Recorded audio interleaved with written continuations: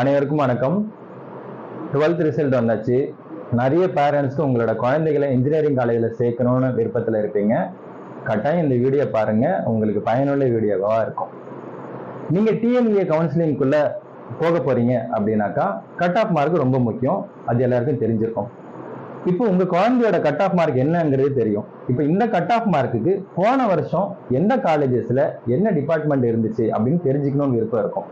அப்படின்னா கண்டிப்பா இந்த லிங்கை, இந்த வெப்சைட்டை நீங்க செக் பண்ணி பாருங்க. இந்த வெப்சைட் நேம் என்ன அப்படின்னா tne.madquiz.in. என்னோட ஃப்ரெண்ட் மதன் அப்படிங்கிறவர் இந்த வெப்சைட்டை கிரியேட் பண்ணியிருக்கிறாரு. இந்த வெப்சைட்டோட லிங்க் நான் இந்த வீடியோட டிஸ்கிரிப்ஷன்ல ஷேர் பண்றேன். இந்த வெப்சைட் எப்படி டிசைன் பண்ணியிருக்கு அப்படின்னு பார்த்தீங்கன்னாக்கா, உங்க குழந்தையோட மேத்தமெட்டிக்ஸ் மார்க்கு, அப்புறம் பிசிக்ஸ் மார்க்கு, அப்புறம் கெமிஸ்ட்ரி மார்க்கு, பிளஸ் உங்களுடைய கம்யூனிட்டி, அந்த டீட்டெயில் ஃபில் பண்ணிட்டு ஃபைன் காலேஜஸ் அப்படின்னு கொடுத்தீங்கன்னா போன வருஷம் அந்த கட் ஆஃப்ல எந்தெந்த காலேஜஸ்ல என்ன டிபார்ட்மெண்ட் இருந்துச்சு அப்படிங்கிற டீட்டெயில் உங்களுக்கு கிடைச்சிடும். இது முக்கியமான ஒரு விஷயம்.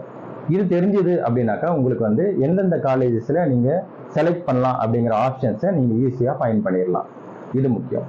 ரெண்டாவது, இப்ப காலேஜஸ் தெரிஞ்சிருச்சு, எந்த காலேஜஸ் வாய்ப்பு இருக்கு அப்படிங்கிற விஷயம் தெரிஞ்சிருச்சு. அடுத்து அந்த காலேஜ் தரமான காலேஜா அப்படிங்கிறத நீங்க தெரிஞ்சுக்கணும்.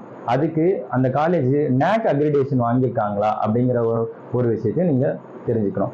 NAC அப்படின்னா என்ன அப்படின்னாக்கா, national assessment and accreditation council. இவங்க என்ன பண்றாங்க, ஒவ்வொரு ஹையர் எஜுகேஷன் இன்ஸ்டிடியூஷனுக்கும் அவங்களுடைய தரத்தை வச்சு அவங்கள ரேங்கிங் பண்றாங்க. இந்த ரேங்கிங் சிஸ்டம் பார்த்தீங்கன்னாக்கா A++, A+ அப்படின்னு ஆரம்பிச்சு D வரைக்கும் இருக்கு. இந்த Dங்கிற கேட்டகரி வந்து நாட் அக்ரிகேட்டட். அதுக்கு முன்னாடி இருக்கிறது நீங்க செலக்ட் பண்ணிருக்க காலேஜ் எந்த ரேங்கிங்குள்ள இருக்காங்க அப்படின்னு பார்த்துக்கோங்க. இந்த அக்ரிடேஷன், NAC அக்ரிடேஷன் ரொம்ப முக்கியம். அடுத்தது பார்த்தீங்கன்னா NIRF ரேங்கிங். NIRF ரேங்கிங் அப்படிங்கிறது என்ன அப்படின்னு பார்த்தீங்கன்னாக்கா, national institute of ranking framework. இவங்க என்ன பண்றாங்க அப்படின்னாக்கா, இன்ஜினியரிங் மட்டும் இல்லாம இந்தியாவில் இருக்க எல்லா காலேஜஸ்க்கும் அவங்களுடைய தரத்தை வச்சு ரேங்கிங் ஃப்ரேம் பண்றாங்க. ஒவ்வொரு காலேஜுக்கும் ஒரு ரேங்கிங் இருக்கும். அது இன்ஜினியரிங்கா இருக்கட்டும், மெடிசனா இருக்கட்டும், இல்லை ஆர்ட்ஸ் காலேஜா இருக்கட்டும், ஒரு ரேங்கிங் இருக்கும். நீங்க செலக்ட் பண்ணியிருக்க காலேஜ் எந்த ரேங்க்குள்ளார வராங்க அப்படிங்கிறதையும் தெரிஞ்சுக்கோங்க. இதுவுமே ரொம்ப முக்கியமான விஷயம்.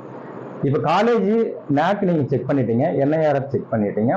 அடுத்தது ஒரு டிபார்ட்மெண்ட், நீங்க ஒரு டிபார்ட்மெண்ட் செலக்ட் பண்ணிருப்பீங்க. அந்த டிபார்ட்மெண்ட் அந்த காலேஜ்ல NBA அக்ரிடேட்டட் ஆயிருக்கா அப்படின்னு பாருங்க. National board of accreditation. இந்த NBA அக்ரிடேஷன் என்ன பண்ணுது அப்படின்னு பாத்தீங்கன்னாக்கா, இதுக்கான சர்டன் ரூல்ஸ் இருக்கு. என்ன அப்படின்னு பாத்தீங்கன்னா, ஒரு காலேஜ்ல இருந்து மினிமம் 4 இயர்ஸ் அந்த காலேஜ் அந்த டிபார்ட்மெண்ட் ஸ்டார்ட் பண்ணி ஒர்க் பண்ணிருக்கணும். அதாவது ஒரு செட் ஆஃப் ஸ்டூடெண்ட்ஸ் வந்து பாஸ் அவுட் ஆகிட்டு வெளியே போயிருக்கணும். அப்படின்னா தான் அடுத்து அவங்க NBA அப்ளை பண்ண முடியும்.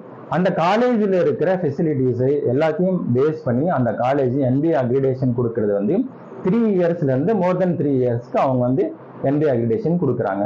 அதன் பிறகு அந்த காலேஜ் வந்து அதை வந்து ரினியூவல் பண்ணணும். ஸோ இப்படி NBA அக்ரிடேஷன் இல்லை, உங்க குழந்தை வந்து அந்த கல்லூரியில் படிச்சிருக்காங்க அப்படின்னாக்கா, ஒருவேளை வெளிநாட்டுக்கு வேலைக்கு போறாங்க அப்படின்னாக்கா அவங்க அந்த காலேஜ் வந்து லிஸ்ட் அவுட் ஆகாது. அவங்களோட வேலை வாய்ப்பு வந்து பறி போகிறதுக்கான வாய்ப்பு இருக்கு. அதனால NBA அக்ரிடேஷனும் டிபார்ட்மெண்ட்டுக்காக வேண்டி ரொம்ப முக்கியமான ஒரு விஷயம். இப்போ 3 விஷயம் சொல்லியாச்சு: NAC, NIRF, NBA அக்ரிடேஷன். அடுத்த முக்கியமான விஷயம், உங்களுக்கு காலேஜ் தெரிஞ்சிச்சு, நீங்க செலக்ட் பண்ணிட்டீங்க. இப்போ அந்த காலேஜுக்குள்ள இருக்கிற டிபார்ட்மெண்ட், அந்த டிபார்ட்மெண்ட் எந்த வருஷம் தொடங்கினாங்க, எப்போல இருந்து அந்த டிபார்ட்மெண்ட் இயங்கிட்டு இருக்கு, அந்த டிபார்ட்மெண்ட்டுக்குள்ள இருக்கிற ஃபேக்கல்டிஸ் யாரு, அந்த ஃபேக்கல்டிஸோட குவாலிஃபிகேஷன்ஸ் என்ன படிச்சிருக்கிறாங்க, எத்தனை வருஷமா இந்த டீச்சிங் ஃபீல்டில் இருக்கிறாங்க, இந்த காலேஜில் எத்தனை வருஷமா இருக்கிறாங்க அப்படிங்கிற டீட்டெயில் உங்களுக்கு எங்கே கிடைக்கும் அப்படின்னு பார்த்தீங்கன்னாக்கா, அண்ணா யூனிவர்சிட்டி வெப்சைட்டுக்குள்ளார அஃபிலியேட்டட் காலேஜ் டீட்டெயில்ஸ்குள்ளார ஒவ்வொரு ரீஜியன் வைஸ் நீங்க வந்து காலேஜ் செலக்ட் பண்ணிட்டு அந்த காலேஜுக்குள்ள போய் பார்த்தீங்கன்னா அந்த காலேஜ் எப்போ தொடங்கினாங்க, அங்க இருக்கிற அந்த டிபார்ட்மெண்ட்ல இருக்கிற ஃபேக்கல்டிஸ் மெம்பர்ஸ் யாரெல்லாம் இருக்கிறாங்க, அவங்களோட குவாலிஃபிகேஷன் என்ன, அந்த டீட்டெயில்ஸ் எல்லாமே உங்களுக்கு கிடைச்சிடும். இந்த விஷயங்கள் எல்லாரும் ரொம்ப முக்கியமான, உங்களுக்கு வந்து இன்ஜினியரிங் காலேஜ் செலக்ட் பண்றதுக்கான முக்கியமான ஒரு விஷயமா இருக்கு. இது இல்லாம நீங்க வந்து செலக்ட் பண்ணிட்டீங்க அப்படின்னா கட்டாயம் அந்த காலேஜ் போய் விசிட் பண்ணுங்க. அந்த காலேஜில் இருக்க ஃபெசிலிட்டிஸை பாருங்க, லேப் ஃபெசிலிட்டிஸை பாருங்க. ஹாஸ்டலுக்கு சேர்க்க போறீங்க அப்படின்னாக்கா ஹாஸ்டல் எப்படி இருக்குன்னு பாருங்க, கேண்டீன் ஃபெசிலிட்டி இருக்கான்னு பாருங்க, பஸ் ஃபெசிலிட்டி இருக்கான்னு பாருங்க. கண்டிப்பா நேர்ல போயிட்டு அந்த காலேஜை பார்க்கணும் அப்படிங்கிறது கட்டாயமான ஒண்ணு. ஏன்னா இன்ஜினியரிங் வந்து ஒரு ஃபேசினேட்டிங்கான ஒரு சப்ஜெக்ட். ஏன் ஃபேசினேட்டிங்கான சப்ஜெக்ட் அப்படின்னு சொல்றேன் அப்படின்னாக்கா, 30 வருஷத்துக்கு முன்னாடி நான் சென்னையில இருந்துட்டு வெளிநாட்டுல இருக்கிற என்னோட நண்பர் கூட முகம் பார்த்து பேச முடியுமானா அப்படின்னா நினைச்சிருந்தேன்னா நான் கண்டிப்பா அது வாய்ப்பு இல்லைன்னு தான் சொல்லியிருப்பேன். ஆனா இன்னைக்கு அது சாத்தியமாச்சு அப்படின்னாக்கா இன்ஜினியர்ஸால தான் அது சாத்தியமாச்சு. ஸ்மார்ட் போன் இருக்கு, நமக்கு இன்டர்நெட் ஃபெசிலிட்டிஸ் இருக்கு அப்படிங்கிறதுனால அது சாத்தியமாச்சு.